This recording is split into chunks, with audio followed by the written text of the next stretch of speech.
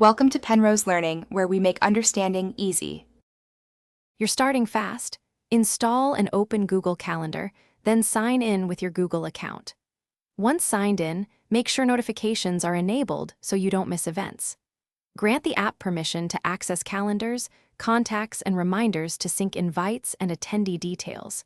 If you use multiple Google accounts, add them now via settings so you can toggle calendars on or off. This gets all data ready, so creating and sharing events on the iPhone becomes immediate and reliable. Tap the plus button to create an event and enter a clear title and time.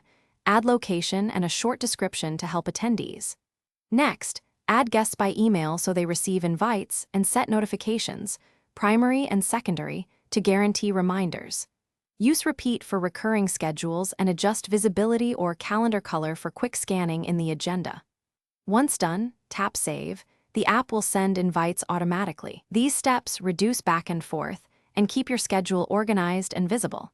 Finish by leveraging goals and tasks for personal priorities and switch to schedule or day view to spot conflicts quickly.